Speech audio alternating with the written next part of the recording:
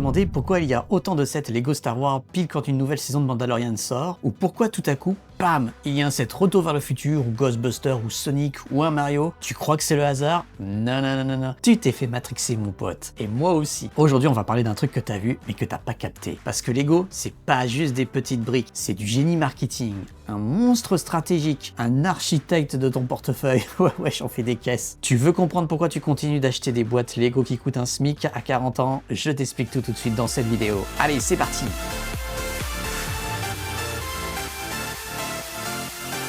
Alors, salut à tous, c'est Mister Brick et aujourd'hui, petite vidéo un petit peu billet. On va parler un petit peu de la thématique, de la stratégie et le génie derrière Lego et certains sets et pourquoi ça nous rend vraiment accro. Ouais. C'est un nouveau format, j'espère que tu vas kiffer en tout cas. Si tu me connais pas, je m'appelle Mister Brick et je parle beaucoup d'actu Lego et aussi un petit peu de Disneyland. Tu y trouveras tout ton bonheur entre les news et les actualités, les tests, etc. et même des billets d'humeur comme celui-ci. Et d'ailleurs, pour ceux qui me suivent, petit changement, comme c'est les vacances, je suis en travaux par. C'est compliqué, je suis pas forcément à la maison, je change tout, donc je teste un tout petit peu un espèce de fond là. Bon, j'ai pas de fond vert, donc c'est pas très quali. Je sais pas ce que vous en pensez, dites-moi en commentaire. J'ai fait un mini test, le temps évidemment que je retrouve un vrai décor. Donc voilà, le design, c'est pas que du design. Tu vois le Razor Crest du Mandalorian? Ce set là, c'est pas juste un vaisseau en briques. C'est une masterclass de marketing stratégie déguisée en jouet collector. Pourquoi? Parce que Lego, ils ont pas juste construit un vaisseau cool. Ils ont orchestré un lancement comme une campagne Marvel.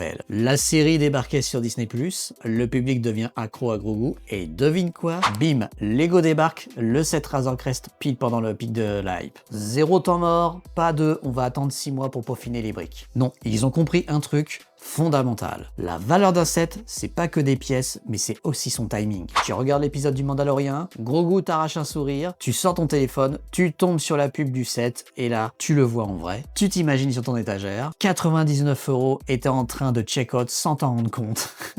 Mais attends, c'est pas fini. Bon, évidemment, j'ai pris l'exemple de Mandalorian et Grogu, mais ça peut aller pour n'importe quel set en fait, et de n'importe quelle licence. Vous l'avez compris. Tu crois aussi que par exemple que Lego Ideas, c'est juste un petit coin de paradis pour les fans nostalgiques?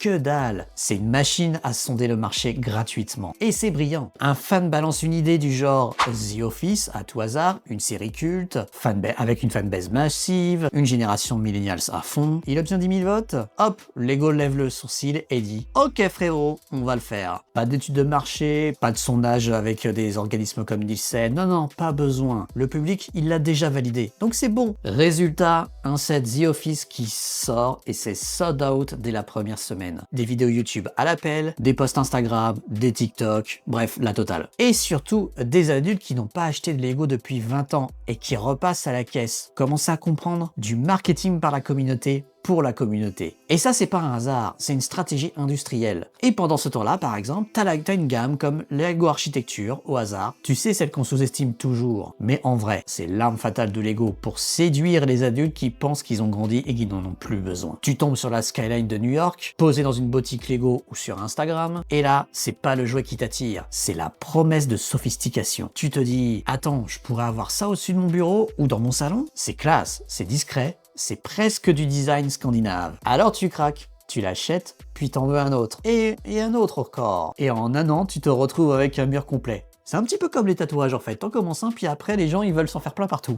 Tokyo, Paris, Londres, San Francisco. Un patchwork urbain de 400 balles accroché juste au-dessus de ta télé. Oui, je sais qu'il y en a plein derrière, ils sont déjà comme ça. Et là ton petit neveu qui débarque et qui dit « Wow, c'est des Lego ça ?» Et toi tu regardes, t'hésites, puis tu réponds grave sérieux. Non, c'est de l'art contemporain modulaire.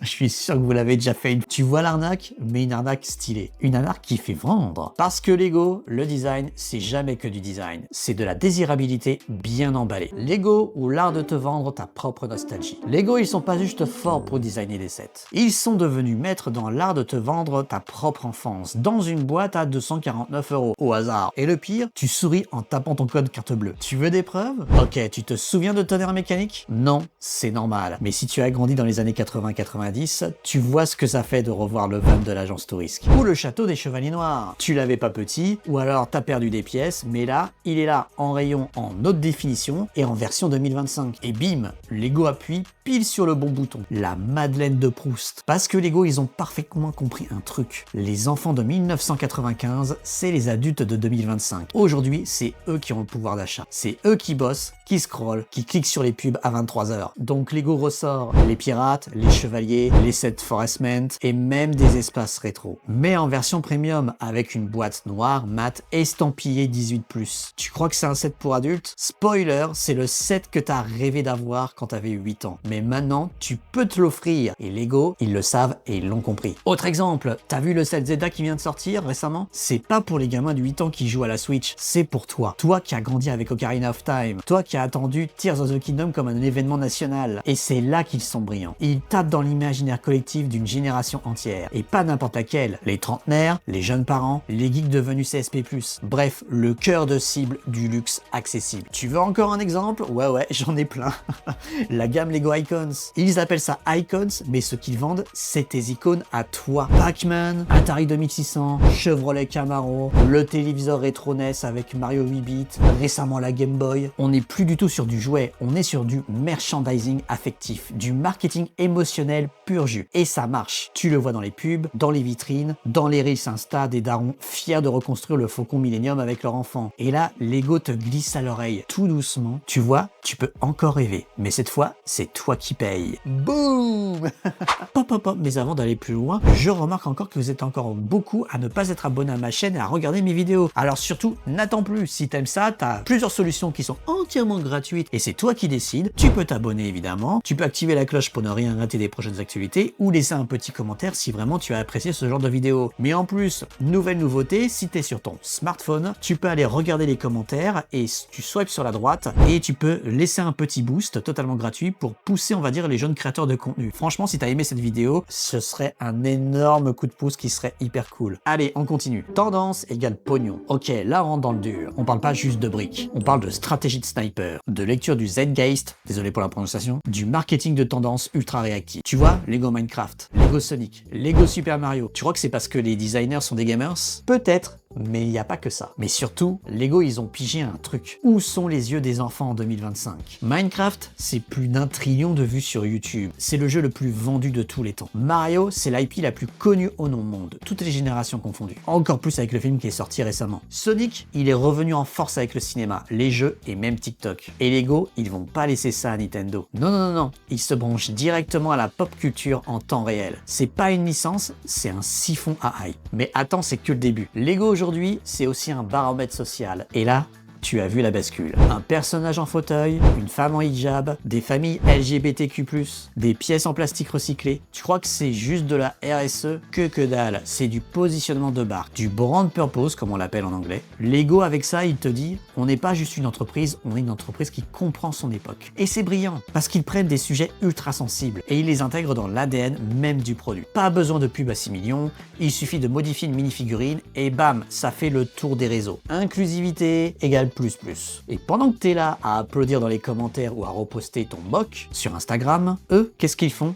Ils analysent. Des insights ultra ciblés sur ta sensibilité, des datas comportementales en temps réel, des modèles prédictifs pour la prochaine gamme. Et toi, pendant ce temps-là, tu penses que t'es dans une boucle créative, mais en fait, t'es dans leur tunnel d'acquisition. T'as partagé ton set custom sur TikTok? Cool. T'as donné gratuitement à Lego une pub native ultra virale. Plus ta tranche d'âge, ton style, ta localisation, tes goûts, ton langage visuel. Et c'est ça le génie. Lego, c'est plus qu'un jouet, c'est une plateforme culturelle. Ils vendent des briques, mais en réalité, ils monétisent des tendances. Et à chaque génération, ils sont déjà là en avance. Ils sont là, posés, tu l'imagines dans leur bureau, posés en mode « on t'a vu venir frérot ».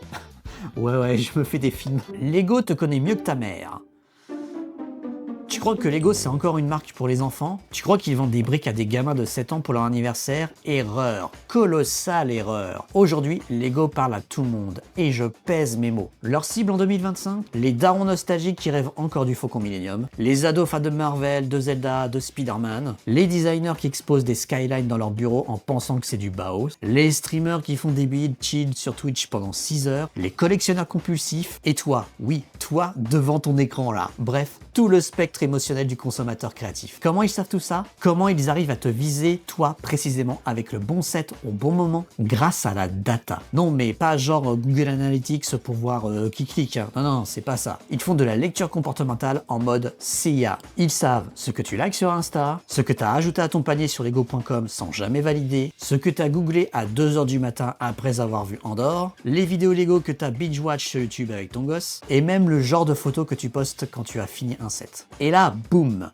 ils te balancent une reco produit ultra ciblée avec exactement le bon visuel, la bonne accroche et l'offre qui expire dans 48 heures. Tu cliques, tu souris, tu achètes. Et toi, tu crois que c'est toi qui décides. Mais attends, c'est pas fini. Il y a un autre truc, et lui, il est puissant. La personnalisation. Lego a compris un truc fondamental du marketing moderne. Plus tu t'appropries le produit, plus tu y attaches de la valeur. Du coup, ils te vendent quoi? Ton expérience Lego. Par exemple, tu veux ton visage en mosaïque Lego façon portrait royal, il y a un set pour ça. Tu veux bâtir ta ville, ton quartier, ta rue, ton bar imaginaire, je me cite même pas là-dedans, il y a des modules pour ça. Tu veux une DeLorean avec des LED, des détails chromés, une suspension de malade et un plutonium cliquable, t'as même les tutos YouTube pour ça. Ils te vendent plus juste des briques, ils te vendent une projection de toi-même. Un produit qui parle à tes passions, tes souvenirs, ta déco, ta vibe. Et c'est là que Lego devient ultra fort. Ils ne vendent pas un produit standardisé, ils vendent ta version du produit. Et là, c'est irrésistible. Et la suite?